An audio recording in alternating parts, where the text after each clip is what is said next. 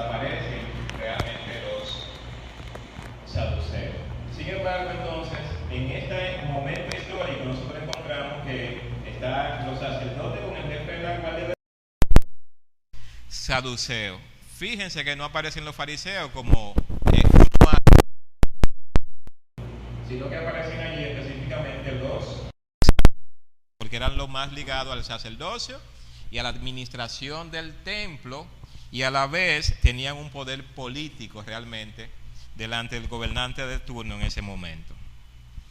Dice el versículo 2: y los saduceos, resentidos de que enseñasen al pueblo y anunciasen en Jesús la resurrección de entre los muertos. ¿Cuál es el problema que ven los saduceos? ¿Cuál es el problema que ellos están identificando en ese momento?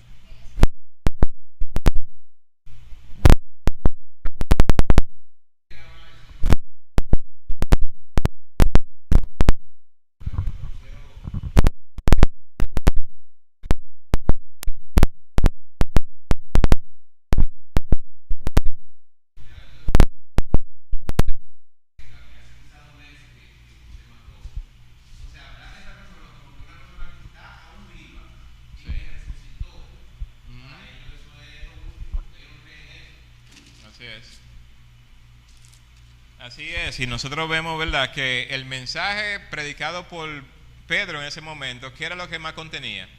La resurrección de Jesucristo de entre los muertos realmente. Digamos que eso era lo central del mensaje. Sin embargo, entonces, ellos reaccionan resentidos. ¿Y a qué hace referencia la palabra resentido? ¿Qué usted entiende cuando dice que alguien está resentido? Tiene un sentimiento opuesto a lo que está sucediendo realmente. Ok. En ese sentido, dice de que enseñasen al pueblo y anunciasen en Jesús la resurrección de entre los muertos. Y le echaron mano y lo pusieron en la cárcel hasta el día siguiente, porque era ya tarde. Evidentemente ellos habían ido a la hora novena, ¿verdad? ¿Qué hora eran esas? 3 de la tarde. Ya el discurso que se da, la predicación que se está haciendo, pues obviamente ellos contaban, ¿verdad?, la puesta del sol, la salida del sol hasta la puesta del sol. En ese momento era imposible, vamos a decir, reunir al concilio para entonces juzgar a estas personas. Por eso el texto presenta allí, le echaron mano y lo pusieron en la cárcel hasta el día siguiente, porque era ya tarde. O sea, cuando nos está diciendo eso, tiene que haber un trasfondo, y el trasfondo es: no era posible hacer una reunión para tratar el asunto de lo que estaba sucediendo en ese momento. Por eso es postergado al día siguiente. Dice el texto, el versículo 4: pero muchos de los que habían oído la palabra creyeron, y el número de los varones eran como 5,000. Allí nosotros vemos, ¿verdad?, una vez más la obra evangelizadora, pero la obra del Espíritu Santo sobre todas las cosas. Pedro está predicando, pero el Espíritu Santo está convenciendo de pecado, de justicia y de juicio. Y allí entonces la persona cree en Jesús como Señor. Dice el versículo 5: aconteció al día siguiente que se reunieron en Jerusalén los gobernantes y los ancianos y los escribas. Si ustedes se fijan, ¿verdad?, ahora va a presentar quiénes son los que estaban o había que buscar para juzgarlo en este hecho. Allí entonces presenta a los ancianos del pueblo, ¿verdad? Gobernante. Aconteció al siguiente día que se reunieron los gobernantes, los ancianos y los escribas, y el sumo sacerdote Anás y Caifás, y Juan y Alejandro, y todos los que eran de la familia de los sumos sacerdotes. Es decir, allí está la crema innata, ¿verdad?, podemos decir, política, social y religiosa. Ahí no faltó nadie. Ahí están todos los que deciden con respecto al pueblo. Y nosotros vemos que ellos están reunidos para juzgar en cierta forma lo que ha sucedido. Dice el versículo 7, y poniéndole en medio les preguntaron, ¿con qué potestad o en qué nombre habéis hecho vosotros esto? Y es importante, ¿verdad? Una vez más, ustedes saben que en ese momento histórico, la tradición judía o los maestros judíos, sus enseñanzas eran sumamente importantes. Cuando Pablo dice que fue criado, ¿verdad?, a los pies de Gamaliel, es como él tiene autoridad. Gamaliel es un loco viejo. O sea, yo fui enseñado por él tiene conocimiento. Él puede interpretar debidamente la ley. Y los maestros eran sumamente importantes. Y de igual manera, el sacerdote, ¿verdad?, era una figura de mucha relevancia en la sociedad. Y allí están todos los que tienen autoridad en cierta forma. Por eso es la pregunta. O sea, mira, aquí estamos todos los que tenemos autoridad. Y la pregunta que le hacen es, ¿con qué potestad? O sea, ¿quién le dio autoridad a ustedes? ¿O en qué nombre habéis hecho vosotros esto? Dice el versículo 8, y es interesante, ¿verdad?, la respuesta de Pedro. El versículo 8 dice, entonces Pedro, lleno del Espíritu Santo, habló en lengua. No es eso lo que dice, ¿se dan cuenta? Pedro, lleno del Espíritu Santo, lo que dice la Escritura es, les dijo, gobernantes del pueblo y ancianos de Israel. ¿En qué consiste entonces la llenura del Espíritu Santo, hermanos? Un repaso así, un paréntesis. ¿En qué consiste? ¿Alguien más? ¿En qué consiste la llenura del Espíritu Santo? Que hace todo en orden y entendido. Ok. La idea, ¿verdad?, que tenemos que tener en la mente cuando habla de llenura del Espíritu Santo es alguien que es guiado, dirigido, controlado, se puede decir que es la palabra. Controlado, guiado, dirigido por el Espíritu Santo. Sí, Beldrover.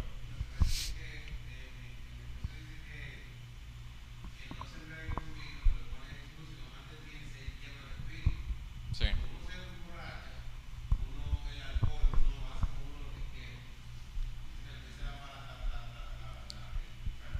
Sí.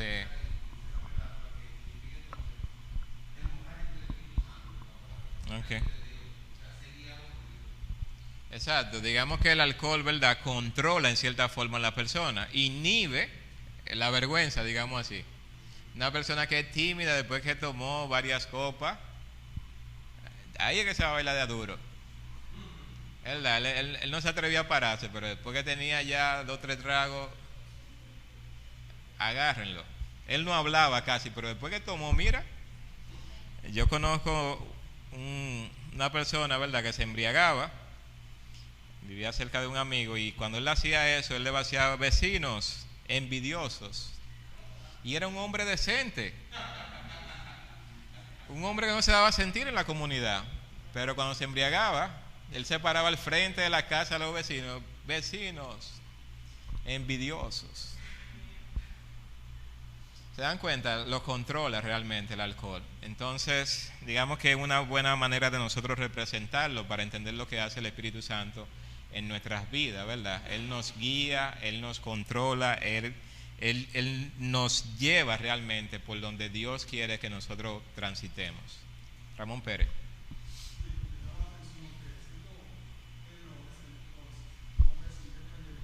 Sí.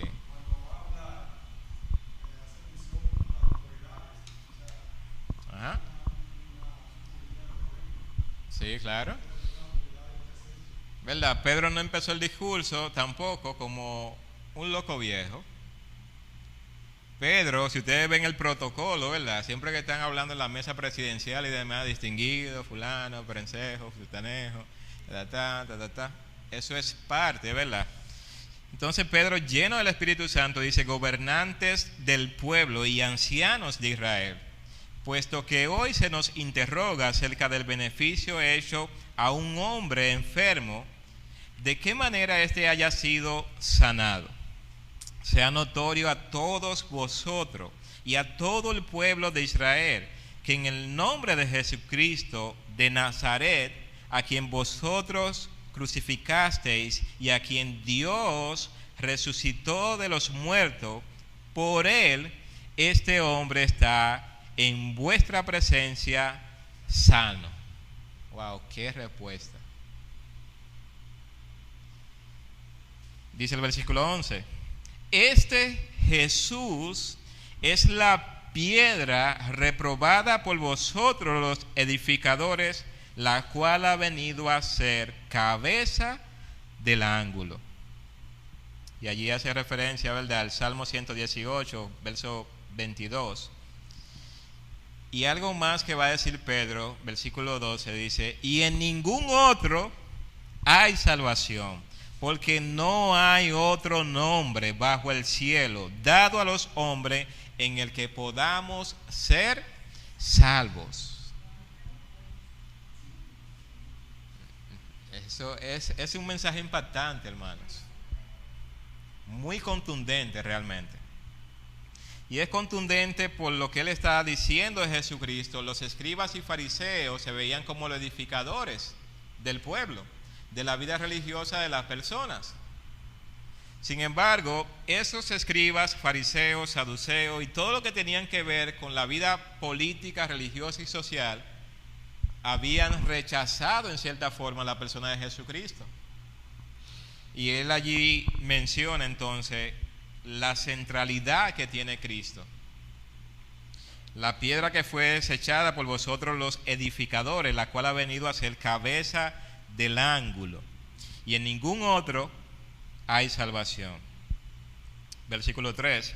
Entonces, viendo el denuedo de Pedro y de Juan, y sabiendo que eran hombres sin letras y del vulgo, se maravillaban y les reconocían que habían estado con Jesús.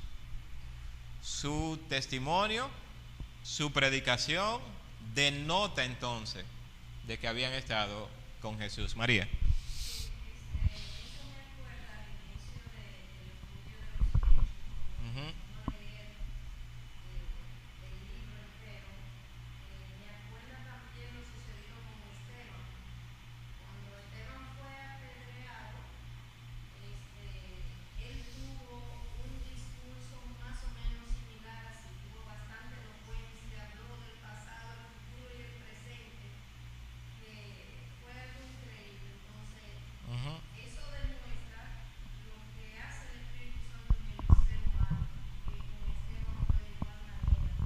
Así es.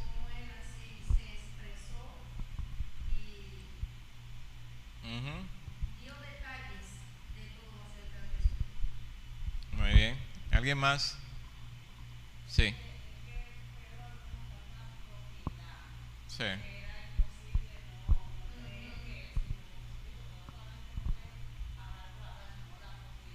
Sí, claro.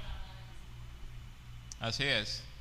Entonces, nosotros vemos que lo que impacta al auditorio en cierta forma, ¿cuál es?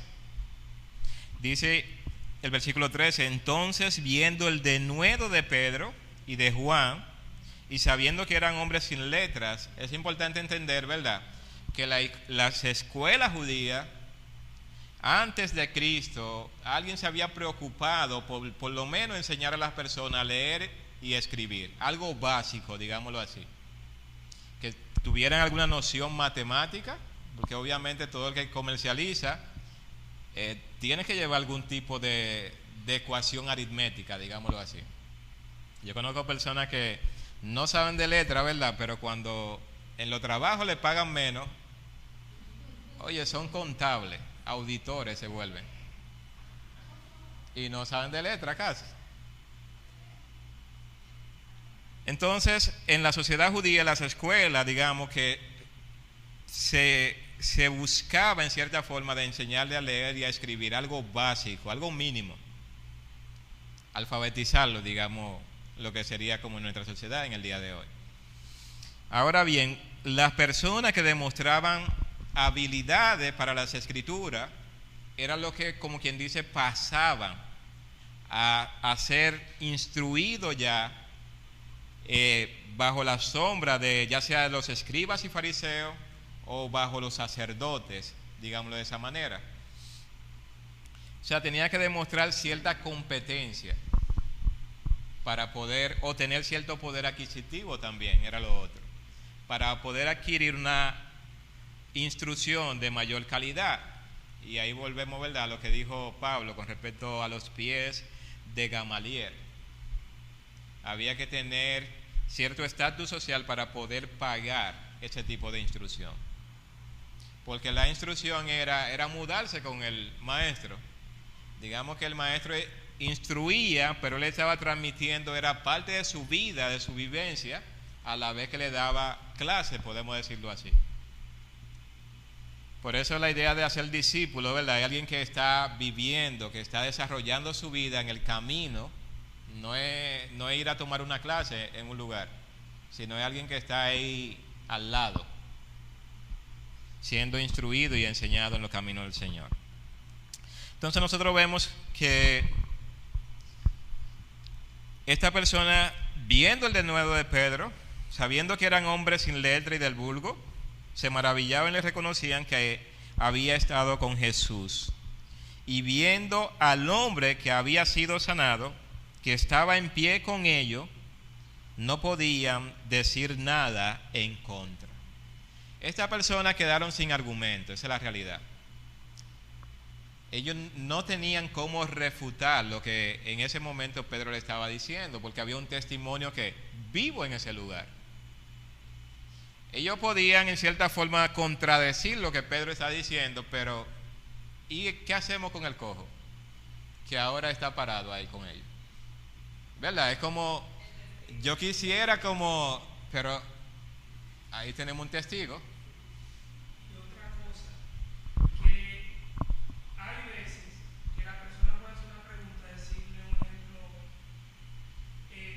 solamente estamos Jorge y yo.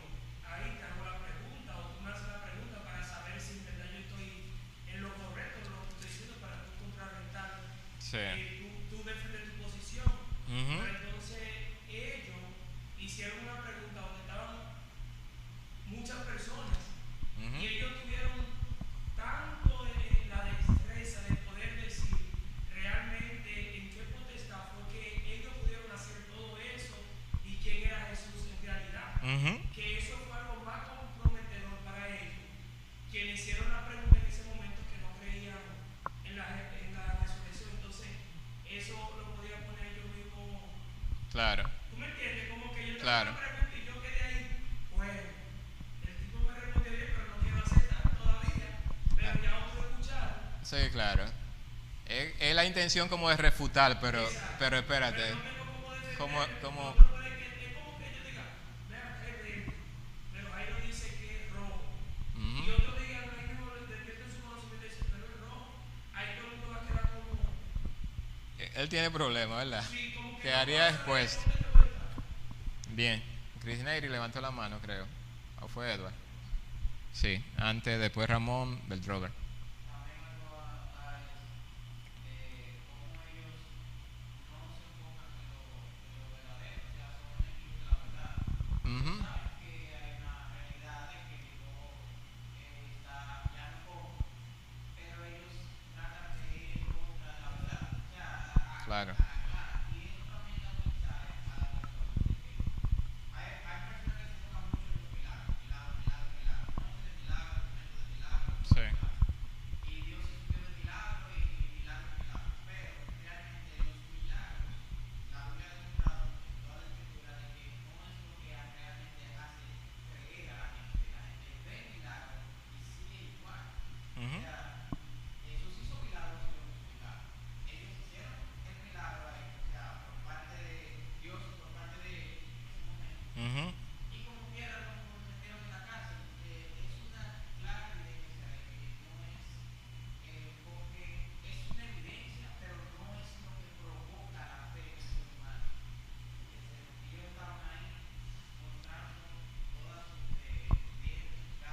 Sí, su naturaleza realmente. Chris Neyri. Ramón Pérez. Bueno, es para también relacionar esa parte con la resurrección de Lázaro, cuando Jesús lo resucitó y los mismos fariseos lo Ajá. vinieron y le dijeron, ¿cómo es para que él nos deje de hacer señales y milagros y todo eso, pero que la calle? Sí, claro. Digamos que a Lázaro trataron de matarlo también, digamos. Esa era como la intención. Acabemos con el testigo porque hay una realidad, eso sucedió. Y hay personas que vieron, contemplaron el hecho como tal. Entonces la idea es silenciar cualquier cosa que no sea de parte de ellos. Fíjense que lo que a ellos les choca realmente es que no es miembro de ninguno, ni saduceo, ni fariseo, de ancianos, nadie. Sin embargo, Dios está obrando a través de ellos. Y eso es lo chocante. Ellos están en una posición ahora mismo que es a la defensiva. Es como yo estoy defendiendo mi parte, eso es lo que a mí me corresponde y eso es lo que ellos están haciendo. Porque cualquier cosa que no sea de aquí no puede ser buena. Era como ellos realmente lo veían en ese momento. Ramón Pérez y después Beltrán.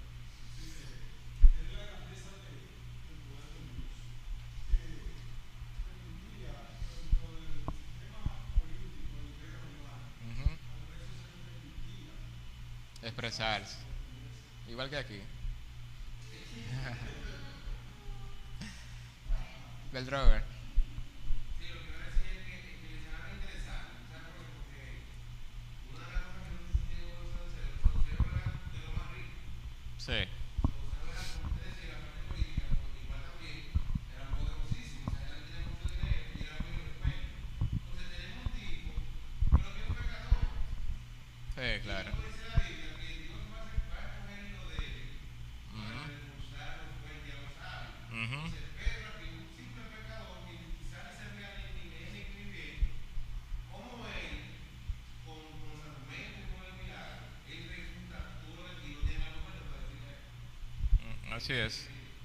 Ellos quedan sin argumentos realmente. Miren después a él. Algo muy importante que nosotros podemos notar es que en el versículo 8 dice que él estaba lleno del Espíritu Santo, Así es es. decir, que estaba capacitado, que no lo había capacitado para él poder hacer todas esas cosas que dice. Amén. Entonces, también, algo que me llamó la atención de este capítulo fue cuando Pedro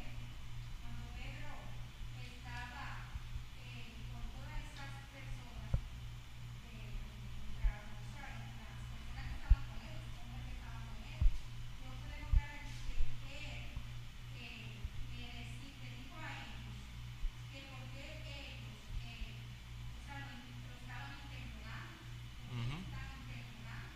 Ujú. Sí, simplemente lo que es un beneficio lo que nosotros estamos haciendo, de que este cojo sea sanado. Sí. Entonces, pero yo analizando, pensé que no solamente era por eso, porque recordemos que los saduceos, ellos no creían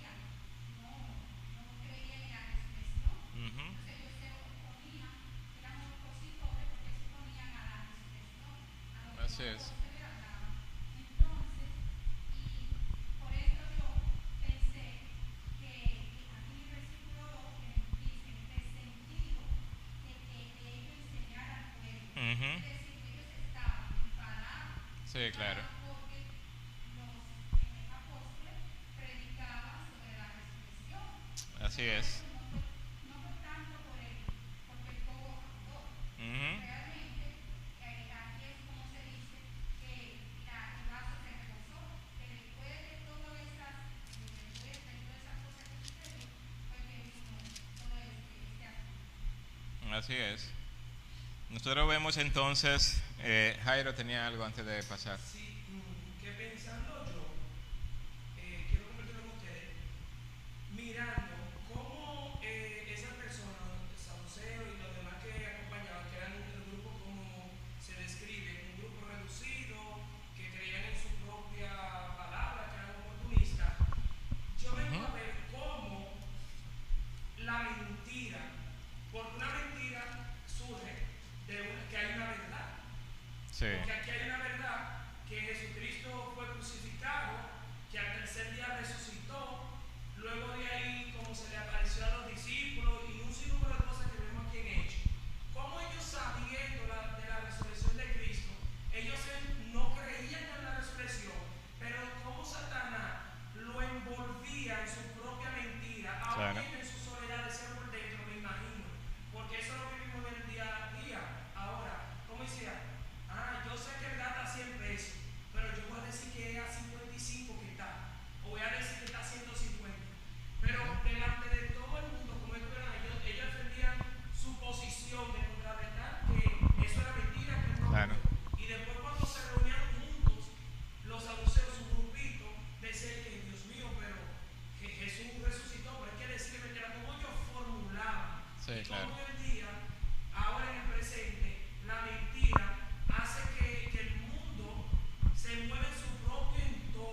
Sí, claro que sí. Y una va a hacer mentir daño a otros que tengan mente más débiles a poder en estos momentos llegar hasta el mismo todavía que no creen que no creció, que Jesús no resucitó, que el mundo se produce según esto y lo otro, y un sinnúmero de cosas.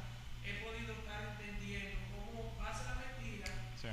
Aún no reconoce que es verdad, pero quiere llevar y fue el debate que hubo. Yo no me imagino cómo estuvieron ahí, porque yo como me gusta tanto el debate, dependiendo del grupo que estuviera, eso iba a ser como Sí, bien chocante.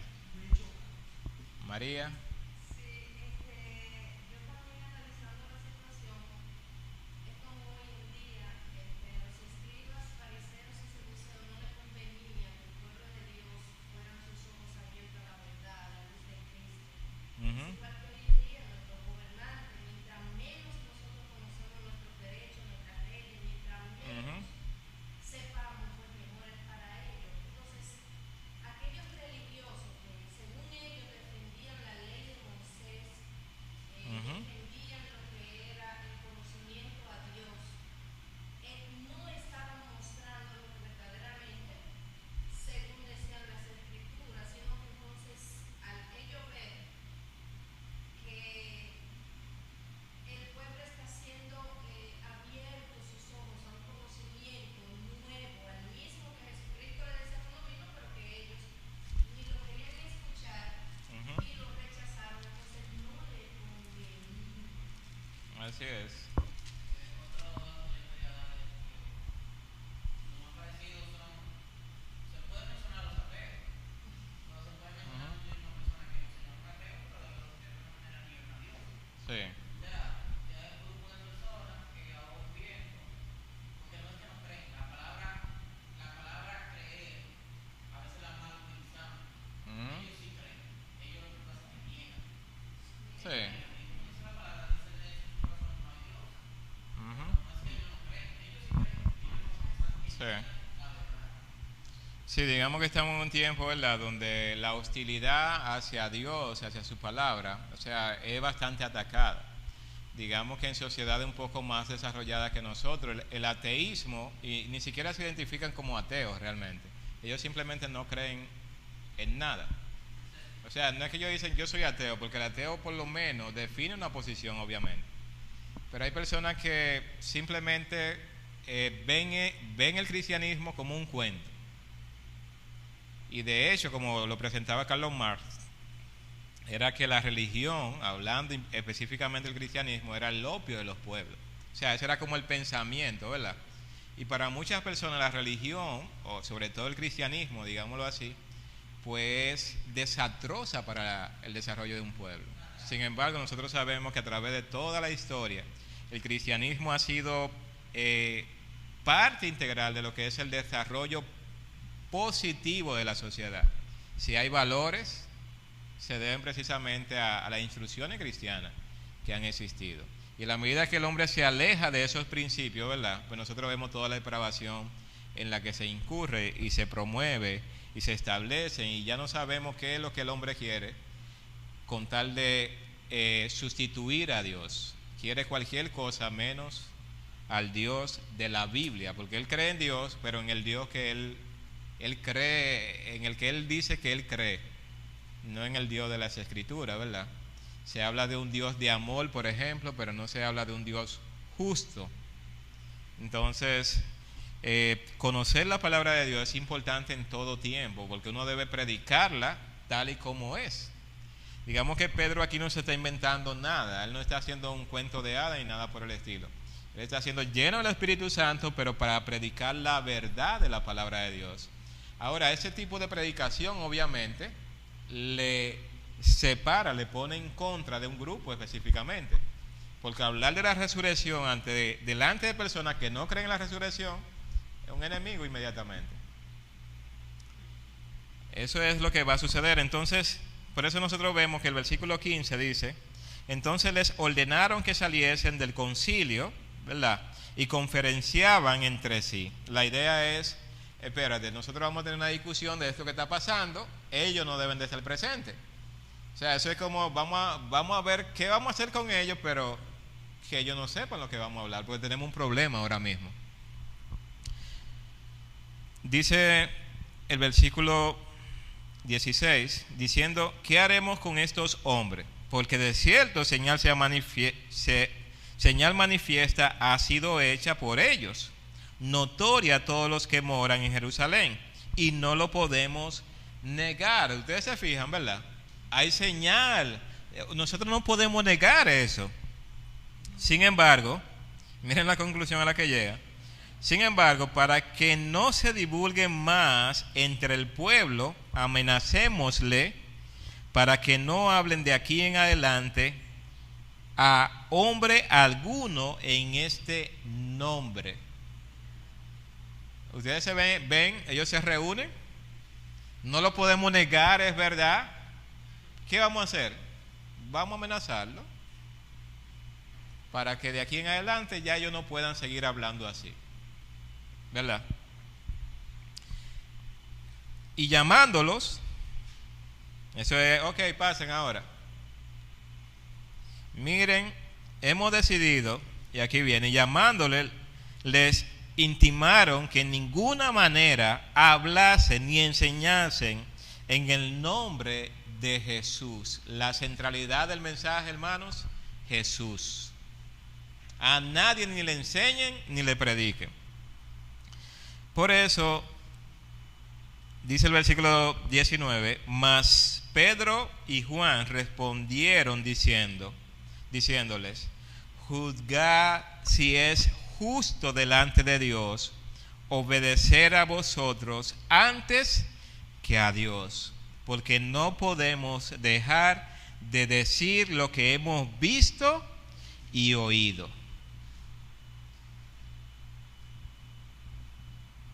¿Qué pasó entonces? Ellos entonces le amenazaron y le soltaron, no hallando ningún modo de castigarle, por causa del pueblo, porque todos glorificaban a Dios por lo que se había hecho, ya que el hombre en quien se había hecho este milagro de sanidad tenía más de 40 años. De toda manera, al final ellos lo amenazaron. ¿Y qué pasó? Lleno del Espíritu Santo, podemos decir, ¿verdad? Ellos se aferran a una realidad. No podemos dejar de decir lo que hemos visto y oído. Pero allí hay algo importante, hermano, también, y eso es lo que como Pedro inicia, ¿verdad? Juzgar si es justo delante de Dios. Obedecer a vosotros antes que a quién, que a Dios. Y es allí donde el cristianismo ha sido duramente perseguido, confrontado y todo lo demás. Porque con temas como el aborto, ¿verdad? Digamos que la iglesia lo que hace es que se refugia en la palabra de Dios y toma la palabra de Dios para decir no. Y cualquier otra cosa, entonces las iglesias se convierten como una piedra en el zapato de ciertos gobernantes. Y lo que hacen es entonces buscan burlarse de la fe, buscan disminuir la credibilidad de las iglesias también. O usted no ve cuando sale un pastor viola, qué sé yo quién, se le da mucha publicidad a ese tipo de noticias. O robó, o hizo tal cosa, o tal persona que es cristiano hizo tal cosa, o dijo, o hizo. Nosotros vemos cómo se busca realmente difamar la fe. Y yo siempre pienso, ¿verdad?, que la gente se enfoca, ¿verdad?, en lo que hacen las cosas malas. No ve el resto, ¿verdad?, que no hace nada de eso. Porque la idea es difamar. Entonces nosotros vemos que Pedro allí establece un principio importante, hermano. Nosotros debemos siempre obedecer a Dios antes que a los hombres. Cuando uno hace bien su trabajo en el lugar que uno trabaja, es obedeciendo primero a Dios. Es para Dios. Cuando uno en su hogar, en su relación matrimonial y todo lo demás, no maltrata, no ofende, no hiere, o no vive victimizado, es porque se quiere agradar a Dios, no a los hombres. O sea, ese es un principio general. Nosotros por lo general lo vemos, ¿verdad?, como el ataque que viene de afuera. Ante cualquier ataque que venga en contra del pueblo de Dios, entonces decimos es necesario obedecer a Dios antes que a los hombres. Pero ¿qué? Tenemos que pensar en eso en toda nuestra manera de vivir. El versículo 23, vamos finalizando ya, dice, bueno, al final lo tuvieron que dejar en libertad, obviamente, no tenían cómo acusarle, había un testigo allí presenciar y evidentemente no había forma de retenerlo. Dice el versículo 23, y puesto en libertad vinieron a los suyos y contaron todo lo que los principales sacerdotes y los ancianos les habían dicho. Y ellos, habiéndolo oído, alzaron unánime la voz a Dios y dijeron, soberano Señor, tú eres el Dios que hiciste el cielo y la tierra, el mar y todo lo que en ellos hay, que por boca de David tu siervo dijiste, ¿por qué se amontinan la gente y los pueblos piensan cosas vanas?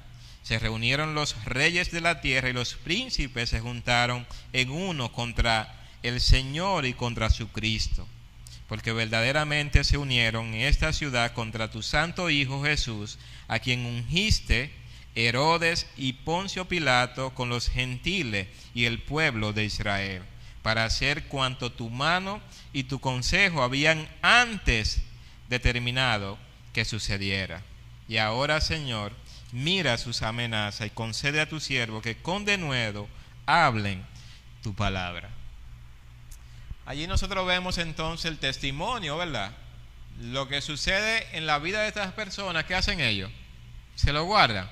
Oye, tuve una experiencia tremenda en mi relación con el Señor. ¿Qué hago? ¿Me quedo con eso?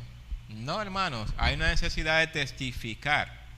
Y miren cómo testificar produce, ¿verdad?, ese tipo de adoración al Señor. Ellos van, cuentan lo que le había sucedido, y miren cómo unánime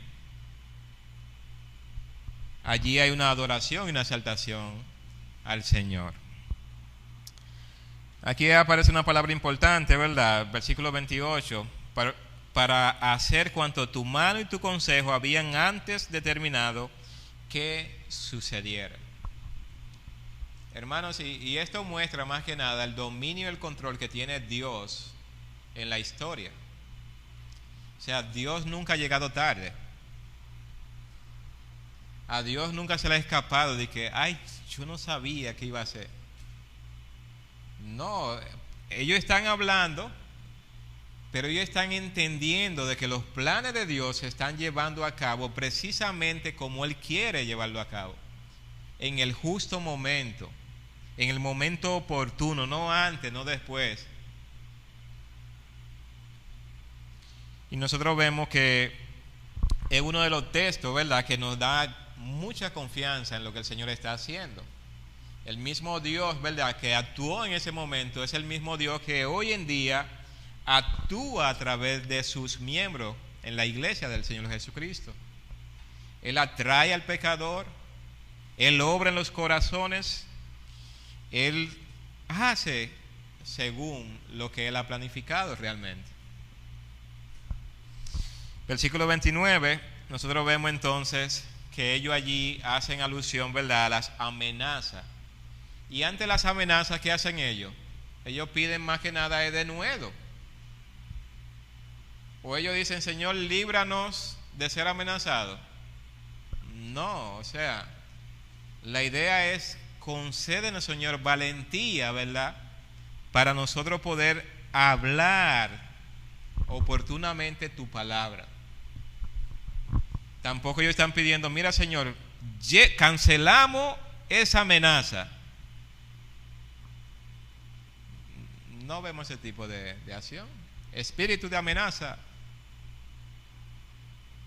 No, ellos están pidiendo denuedo. ¿Para qué? Para poder hablar la palabra de Dios en medio de la confrontación. Dice, mientras extiende tu mano para que se hagan sanidades y señales y prodigios mediante el nombre de tu santo Hijo Jesús. Cuando hubieron orado, el lugar en que estaban congregados tembló, y todos fueron llenos del Espíritu Santo y hablaban con denuedo la palabra de Dios. ¿Qué pasó? Tembló. Un pueblo unido exaltando el nombre de Dios. Un pueblo que ha escuchado el testimonio de lo que Dios está haciendo. Un pueblo que tiene un mismo sentir, ¿verdad? Porque allí dice unánime. Allí es como que están todos a una realmente. No hay uno que está pensando, se estarán quemando la habichuela en la casa.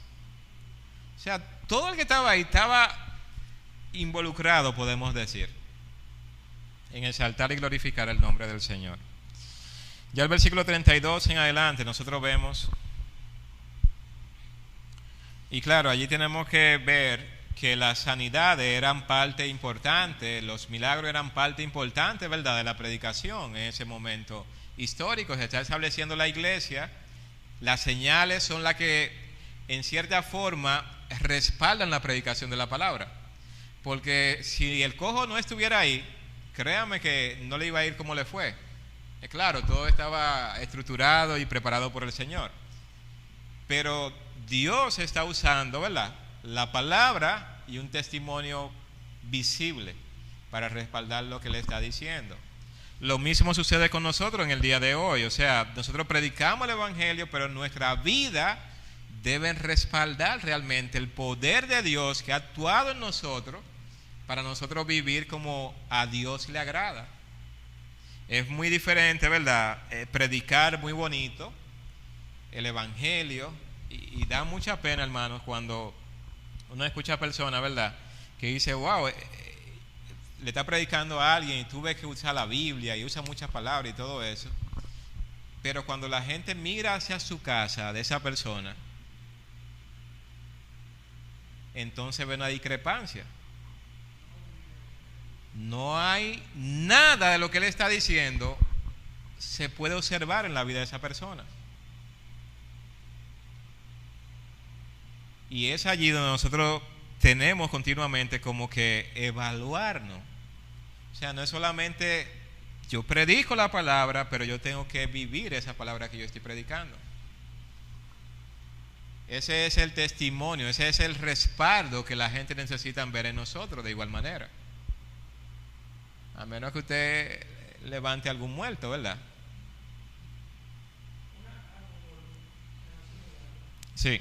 Para ese tiempo que pasó todo eso, ellos solamente tenían lo que había pasado anteriormente de la resurrección de Cristo y todo eso. Uh-huh. Pero ellos no tenían la palabra escrita, la Biblia. Sí. Comparándolo con este tiempo, porque me llega a la mente que ahora los metros, la guagua, muchas personas se paran y blasfeman contra la palabra de eso.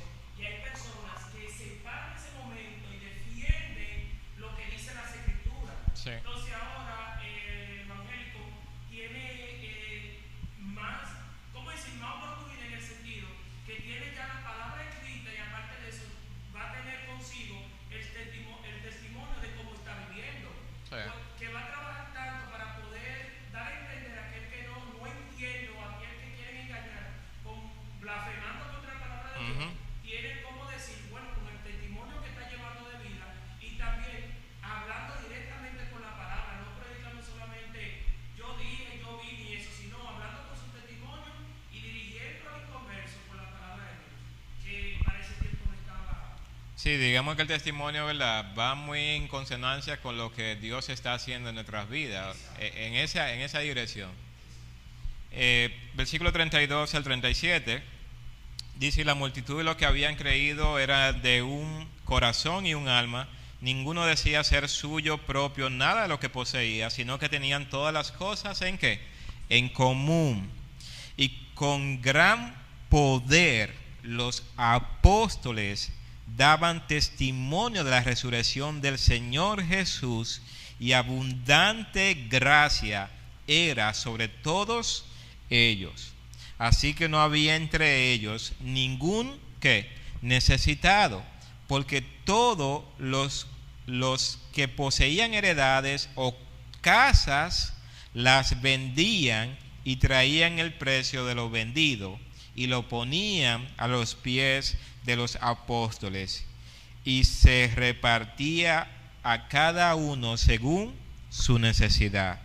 Entonces José, a quien los apóstoles pusieron por sobrenombre Bernabé, que traducido es hijo de consolación, levita, natural de Chipre, como tenía una heredad, la vendió y trajo el precio y la puso a los pies de los apóstoles. Algo que debe llamar nuestra atención finalmente, hermanos, cerrando este tiempo, es que la unidad que existía en la iglesia no había cabida para las divisiones o la contienda entre los miembros de la congregación. Una unidad limpia, se puede decir. Allí no había un recelo de una cosa o de otra, o una reserva, digamos. Y siempre que nosotros hablamos de esto, ¿verdad?, pensamos en la iglesia primitiva, sus inicios, y nosotros evaluamos entonces la iglesia en el día de hoy.